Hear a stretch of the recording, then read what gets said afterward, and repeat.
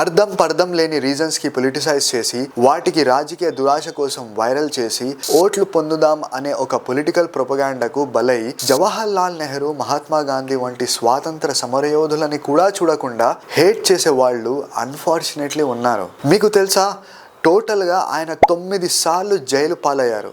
డేస్లో లెక్క చూసుకుంటే జవహర్ లాల్ నెహ్రూ గారు టోటల్గా 3259 రోజులు జైల్లో ఉన్నారు. అంటే తన జీవితంలోని ఆల్మోస్ట్ 9 సంవత్సరాలు భారత స్వాతంత్రం కోసం జైలు పాలయ్యారు. భారత స్వాతంత్రం ఎందుకు ముఖ్యం అనుకున్నారు? స్వతంత్ర భారతీయులు ఆయనను తిట్టడానికా, ఆయనను కించపరచడానికా, హిందూ, ముస్లిం, క్రిస్టియన్, చిన్న జాతివాడు, పెద్ద జాతివాడు అని గొడవలు పడ్డానికా, లేదా భారతీయులందరూ కలిసిమెలిసి ఐక్యమత్యంగా జీవించాలి, భారతదేశానికి ప్రగతి వైపు నడిపించడానికా? ఈ పాయింట్ దగ్గర వ్యూవర్స్ ఒక పాజ్ తీసుకొని నెహ్రూ గారి త్యాగాన్ని గుర్తించాలి. ఎవరైనా పొలిటికల్ గా ఇప్పటి కాంగ్రెస్ పార్టీ ఫ్యాన్ కాదు కాబట్టి నేను నెహ్రూని కించపరుస్తాను, ఆయన త్యాగాల్ని గుర్తించను, ఆయన క్యారెక్టర్ మంచిది కాదు వగైరా వగైరా అని అసత్య నిందలు వేసేవారు మూర్ఖులు.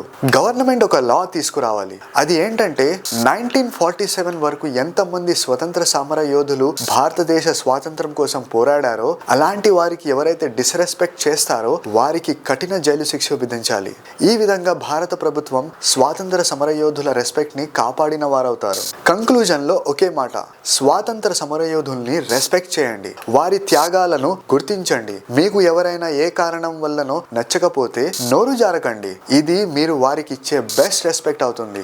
ఈ వీడియో మీకు నచ్చితే వెంటనే లైక్ చేసి మీ ఫ్రెండ్స్ మరియు ఫ్యామిలీ మెంబర్స్ కి షేర్ చేయండి. మరిన్ని మంచి వీడియోస్ కోసం మా ఛానల్ ను వెంటనే సబ్స్క్రైబ్ చేసుకోండి. Thank you.